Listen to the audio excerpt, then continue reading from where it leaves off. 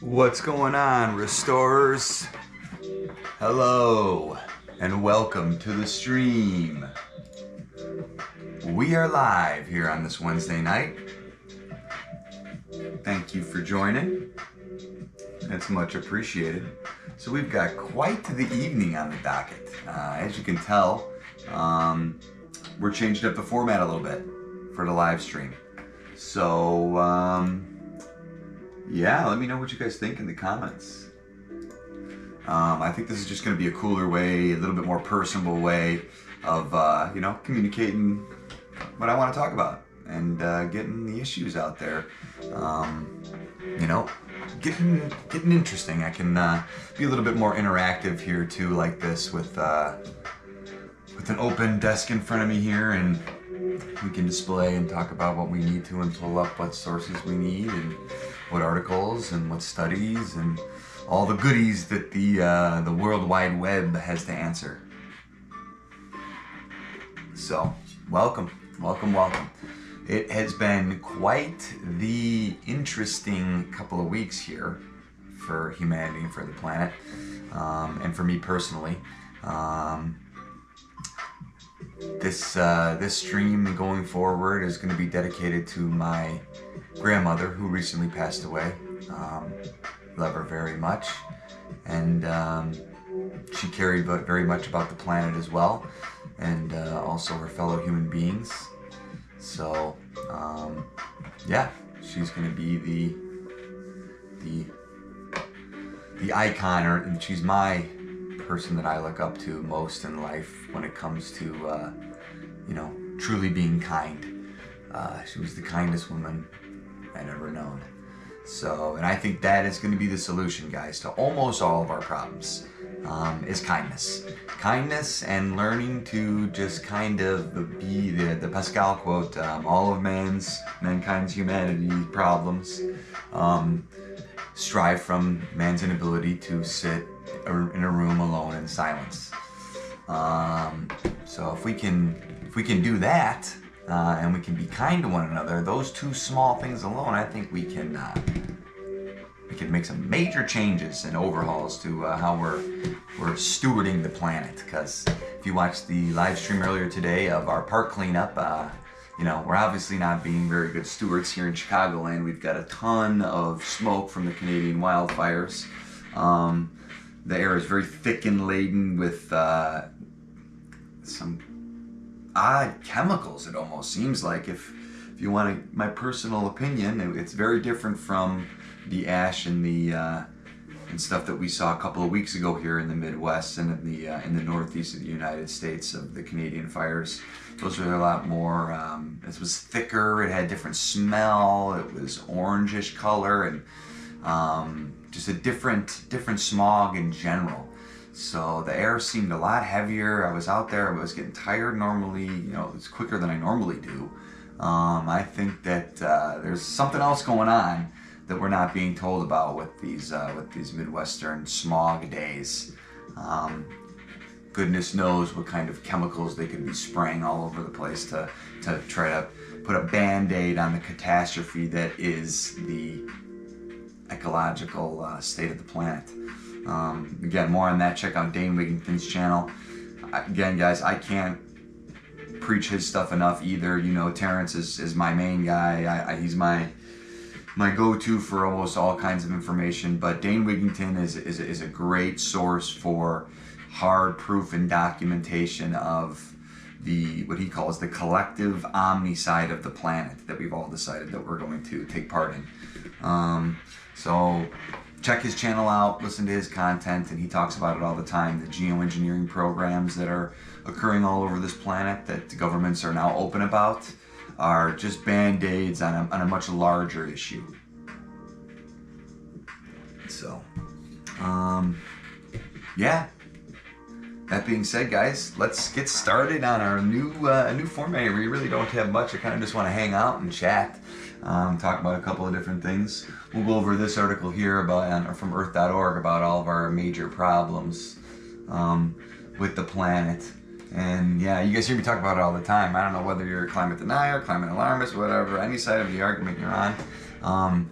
I think that we can all agree that pollution is bad, and we're all guilty of it, you know, some more so than others. You know, they say that the East and China and India, and I guess it is statistically true by volume, are larger polluters than the United States, but it's everybody. It's all of us. It's all of us who are addicted to a consumerist lifestyle that's unbalanced, it's not healthy, that leads to extra illness and extra suffering that really isn't necessary. I talk about it all the time. We have so much we can learn from indigenous cultures. So much we can learn from indigenous cultures about society management and planet, environment, ecology management.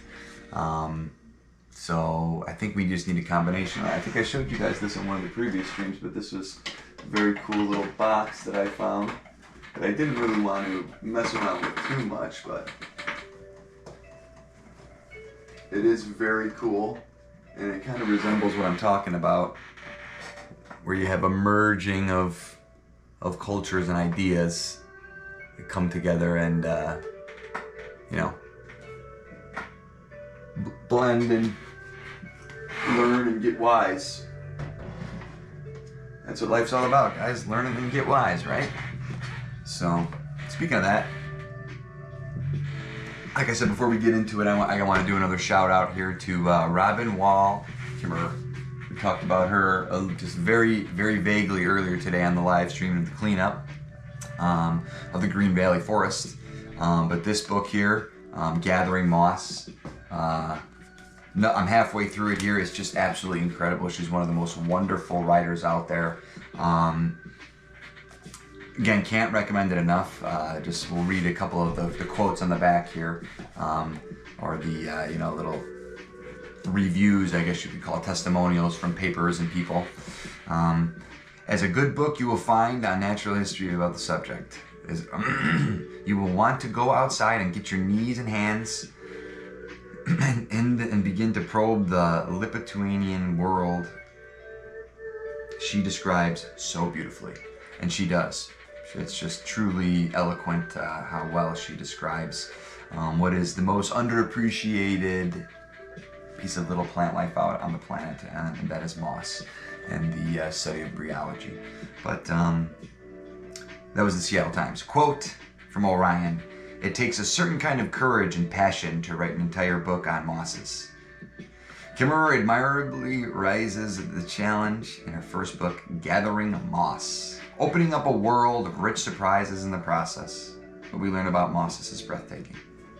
This is from Jamaica Kincaid, the New York Times Book Review. Quote, "An interesting account, both personal and exact, of an area of the vegetable kingdom that I often do not even notice." All of us, I think. Passionate emphasis on something often most successfully appreciated by viewing through a microscope. Here's another one from Janice Ray, author of Ecology of a Cracker Childhood and the Seed Underground, A Growing Revolution to Save Food. Quote, "Robin Kimmerer is a scientist who combines the empiricism with all forms of knowing. Hers is a spectacularly different view of the world, and her true voice needs to be heard." So, yeah, again, absolutely wonderful book. I finished her braiding sweetgrass book, and that is one of my all-time favorite books. And I'm a little bit of the way through this one here. We'll talk about it more once I complete it, but it's already absolutely wonderful and just as good as braiding sweetgrass. So, I guess I didn't know that this was her first one. I probably would have read this one first, but either way, getting wise, getting information, guys. That's what it's all about, right? Feeling the love, gathering moss. So, very cool, very, very cool stuff. We will head over now to this scary little article, guys. Very scary indeed. So here we got a shot of lone polar bear up here. I know there's so much sensationalized about polar bears and stuff like that, but that, you know, these are environments that we're destroying rapidly, very, very rapidly, for these animals in our greed and our hubris. You know, it's just one example. Anybody who likes to get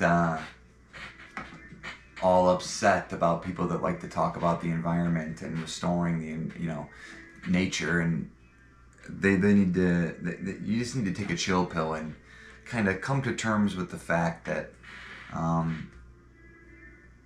take everything you hear with a grain of salt, but what you're perceiving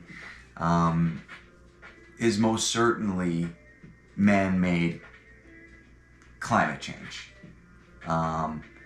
And like Dane Wigington says, you can't talk about man-made climate change, not just the fossil fuels and all that kind of stuff, unless you talk about the SAPs, or the Special Access Programs, which the military-industrial complex has most certainly been spraying chemicals on us for a long, long time in an attempt to reverse the damage that's been done since the Industrial Revolution of massive human population growth, massive amounts of pollution entered into the environment, as well as a generally heating planet where the oceans are slowly heating up and acidifying, that at any given time could light off a whole host of issues that could create an extinction level events for us all.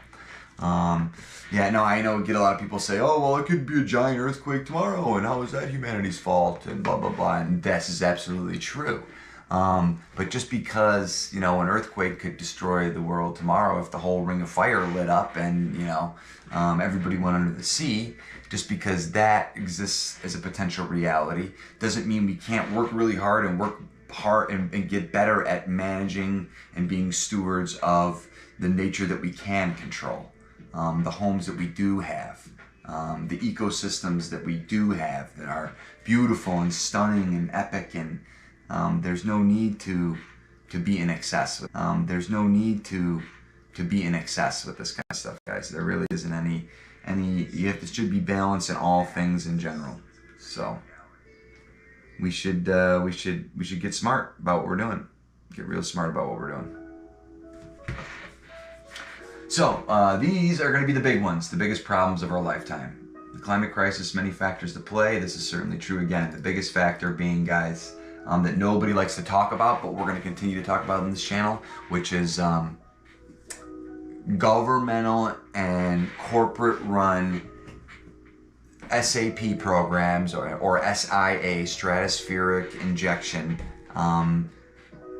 programs. These are big operations where they are certainly using giant tankers giant, you know, jet planes that have attached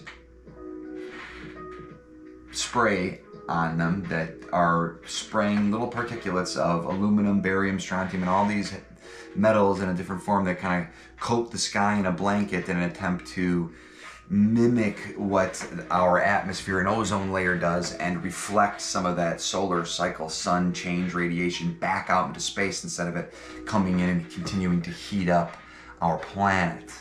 Obviously there's plenty of brilliant people who think they're doing the right thing, you know, and the road to hell is paved with good intentions, you know. So like Dane Wigington talks about, if you are one of these people in these industries and you finally have an epiphany and realize that you end up doing more damage than you're helping, I implore you to join whistleblower programs, get out there and help spread the message of how we can prevent these catastrophes in the future and get these programs stopped.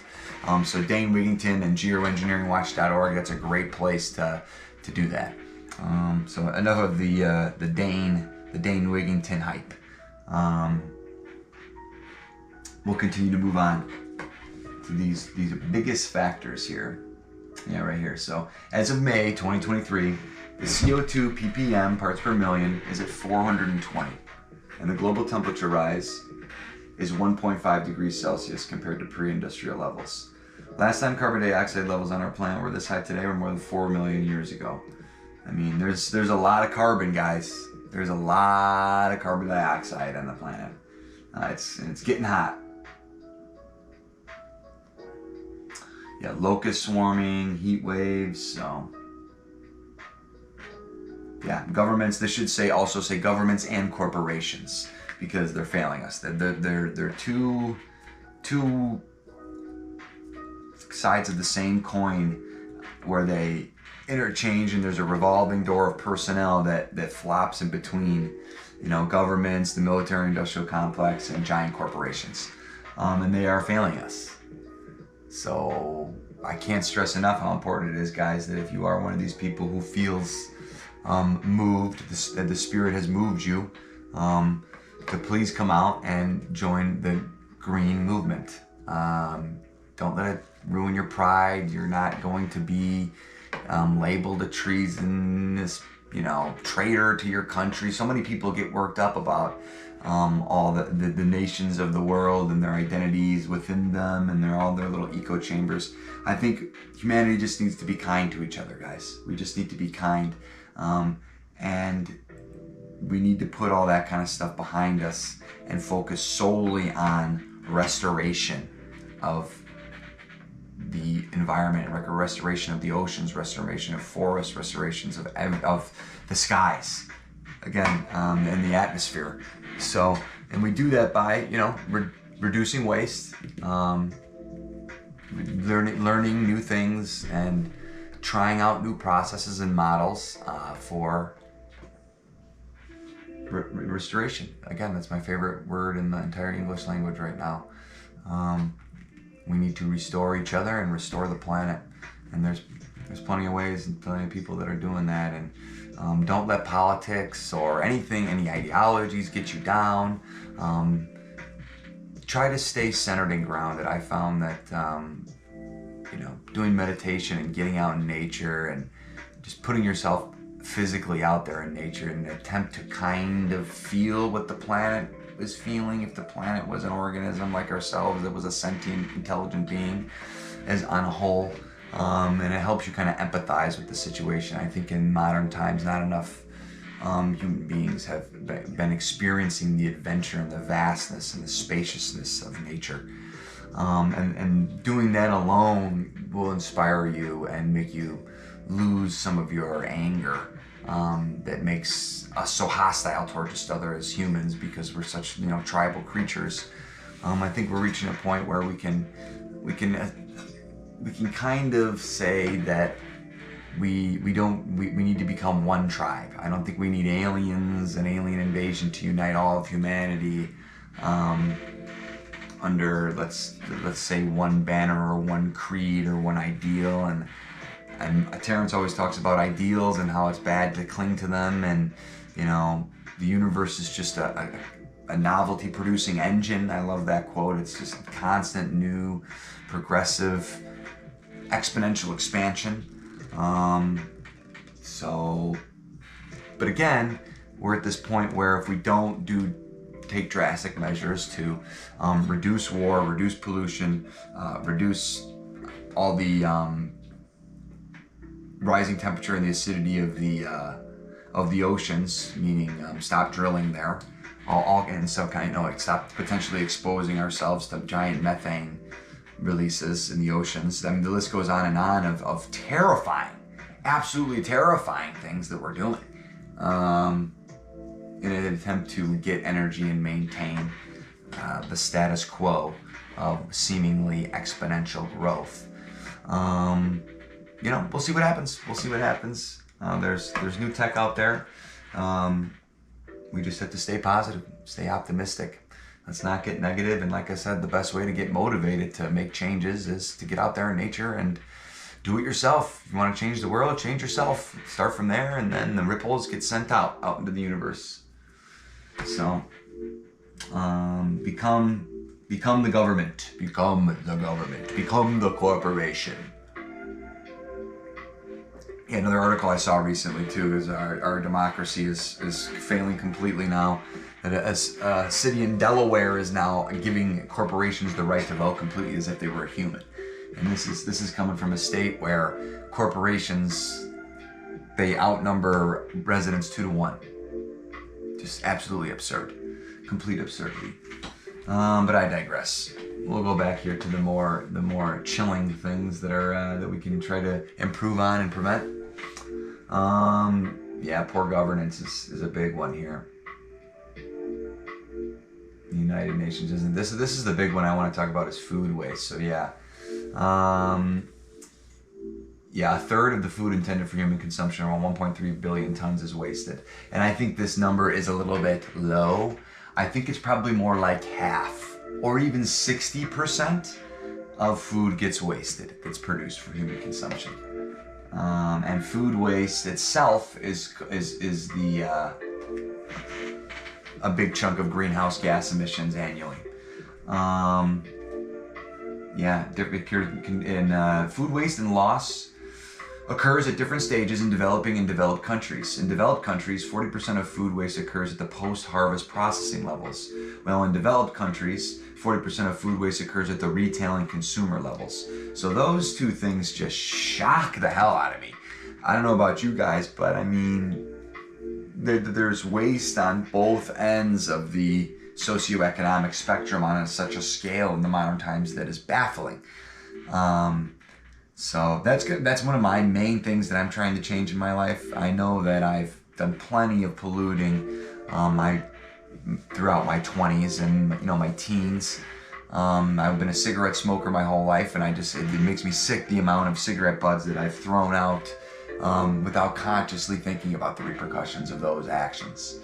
So I'm just super excited that I get to make up that ground and really work hard to stay focused on restoration and cleaning up the environment, cleaning up parks, cleaning up highways, cleaning up schools, cleaning up everywhere, detrashing as much as we can. Thrifting, go thrifting, restore your own stuff, DIY your own stuff, guys. I mean, these are easily things you can change in your behavior tomorrow.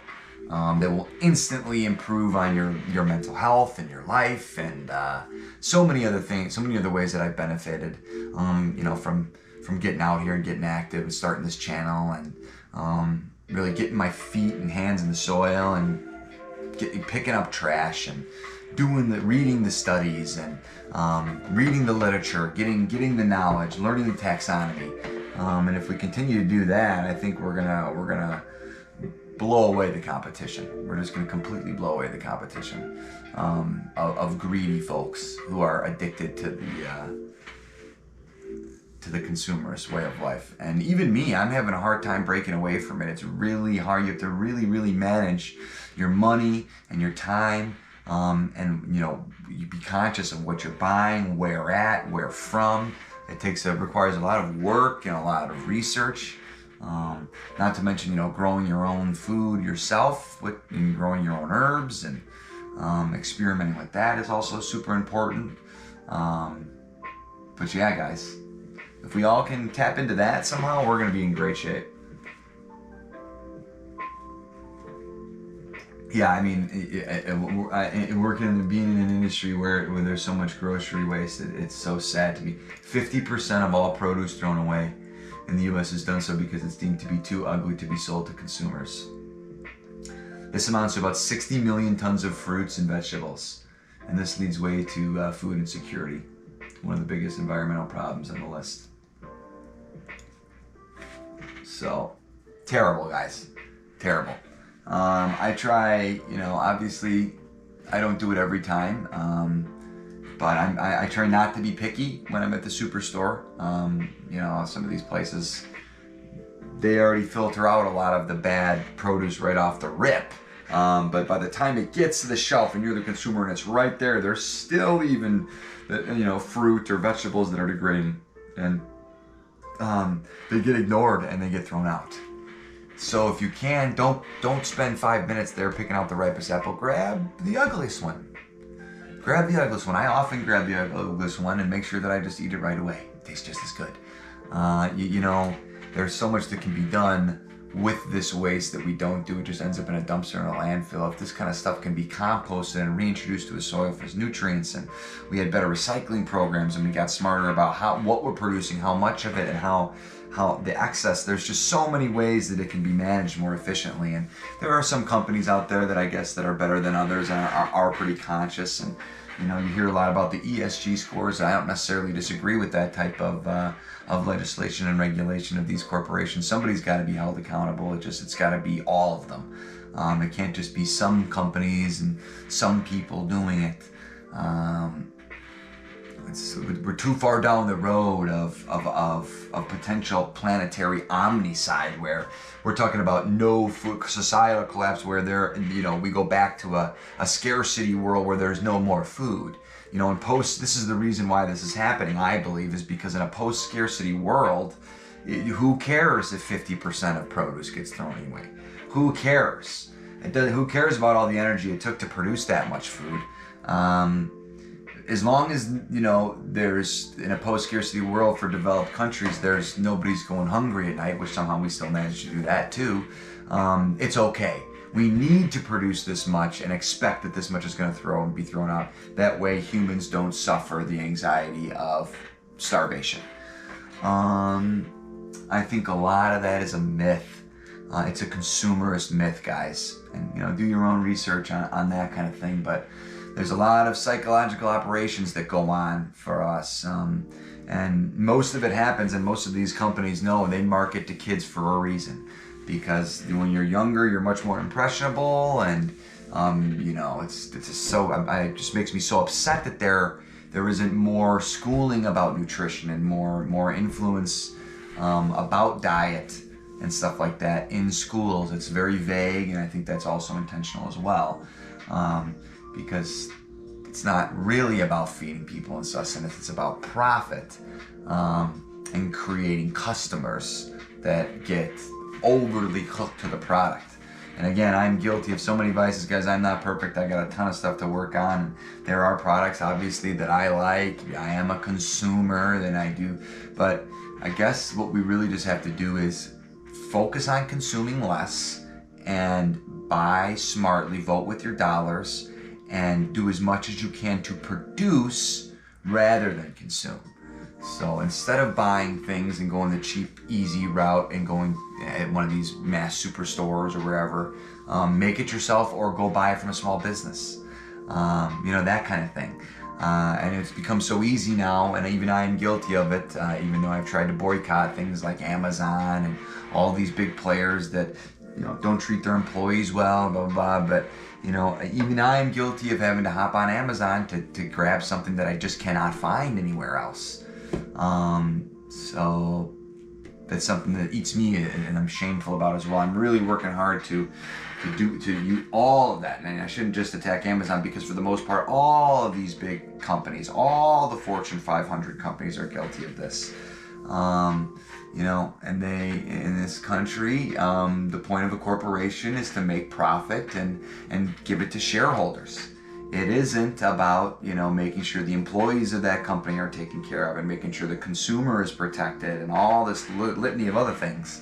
That's one of my main arguments against capitalism. And I don't need to go in how bad communism is. We know about that too. But there's all kinds of a center ground that we can meet, and there's all kinds of different cultural combinations that we can do in our building our new models where we don't waste this much food. This number, 50%, is insane. How much longer can the earth sustain 50% of produce being thrown away that's produced? I mean, something's bound to crack and fall here, guys. So, and yeah, so that goes right along with biodiversity loss. So how much longer are we going to be able to even grow the food? Urbanization is really, really not helping the situation.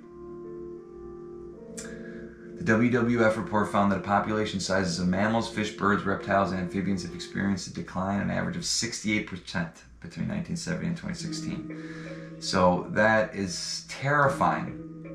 Mammals, fish, birds, reptiles. Conversion of habitats like forest grasslands, mangroves into agricultural systems. Animals such as pangolins, sharks, seahorses are significantly affected by illegal wildlife trade. I mean, the list goes on and on. More broadly, a recent analysis has found that the sixth mass extinction of wildlife on Earth is accelerating. More than 500 species of land animals are on the brink of extinction and are likely to be lost within 20 years. The same number was lost over the whole last century. Scientists say that without the human destruction of nature, this rate of loss will have taken thousands of years. So what used to take thousands of years naturally to do through, you know, extinction processes, humans are accelerating. So human caused. I mean, there's just no, let it be known that it is a certain fact, it is an objective truth, and it's easily perceived that humans and our whole society and each one of us individually is absolutely contributing to a mass omnicidal brink of extinction level home of planet Earth. So we've really got to get creative on what we do, and that's going to lead me to why, you know, Terence is so important, and he's so critical to not just citing these sources and articles and studies and getting upset, or I try not to get upset at all about it, and I try to stay optimistic, and I try to, you know, be as positive as I can and get out there, and no matter what, every couple of days try to get my bag, fill up them bags and have a good time and get some sun and get rid of some trash and make sure it's properly disposed of and recycle. And but that's all not enough, because we need to push more. We need the language to come through that's really going to move people forward on the issue, like a good storyteller does, or a good video game, or a good movie or book. We need something on a scale that combines all those things, and almost is like a new language that really speaks to people, and really, like Terence talks about, allows people to see what you mean. So that's why that you know, phrase exists. So, and I think that, you know, the shamanism and in some form is going to be the way to do that. So the chief thing on which the grounds the shaman, at least in my practical experience with them, and yeah, Terence did have hands-on, on-the-ground experience with a lot of different indigenous peoples of the world, and in India, in Latin America, South America, Europe, all these places where there is still some semblance of shamanistic culture. He did go see it firsthand, so he certainly has an analysis of it, which I seem to agree with. Is the cursing that the mycelium insists on this way? The primary function of the shaman is to cure. Super simple, guys. The primary function of the shaman is to cure. Simple. So that all things, in other words, restore, heal, cure. That's the role shamans used to have in society. Foresight, you know, raw experience, the ability to raw experience in the now and use the knowledge and wisdom gained throughout, you know, the craft and the art handed down, mostly orally, of shamanism, to cure, heal, and restore. And create something new, create novelty. So all other things go towards that. We all have to cure ourselves, in a sense, in the sense that is contained in the notion that a psychedelic drug is a deconditioning agent. Now, I don't think a psychedelic drug is particularly a deconditioning agent if you're a Witoto or a Bora or a Munane or something like that, and you take it. You don't then denounce being that and leave for Lima. But in our culture, psychedelics have had this effect of triggering a very fundamental question, of questioning of values, intensifying alienation, and creating alienated subclasses. And Terence is so right here. If he was still alive today, he would be shocked at how the echo chambers that have arisen out of this, and he predicted it, and the alienated subclasses. We talk about this all the time. It's just such a shame, because we are all one being, experience each other simultaneously, everything, everywhere, all at once, and there's so many visionaries out there that we can look to for wisdom, you know, like Terence and like Alan Watts and Edgar Tolle and some of these who at the time were very fringe ideas and crazy guys with, you know, definitely anti-establishment characters. But they were right. They were right, you know. And it's a symptom of the general unhealthiness of society. That you can't be psychedelic and be 100% of the society. That certain things seem to impose themselves in your way. So I don't think that there is any easy answer to the question. We have what over the shaman is our wonderful electronic information retrieval systems. And the way that works is like this. If you go to Amazon, if you go to the Amazon, not Amazon, Jeff Bezos Amazon, but the Amazon rainforest, you're dealing with a tribe and they say, you know, we need this certain drug plant. And the secret word for it is so-and-so, whatever. And then go get it. And then they do. And then they know more about that drug plant than you do by a long crack. But you ask them how they know this. Because you read in a Harvard Museum Botanical leaflet, which tells you that, they are astonished, you know? So these contradicting ideas of science are so funny, and Terence is always pointing that out. And that's why it's so anti-psychedelic, our whole culture and our whole most science. Yeah, see the archaic techniques out here, Mycelium lads, shamanism, the archaic techniques of ecstasy. I've not read this, but I plan on picking it up. This one is definitely something that is in the future arsenal of books that we're going to talk about and go over here on this stream.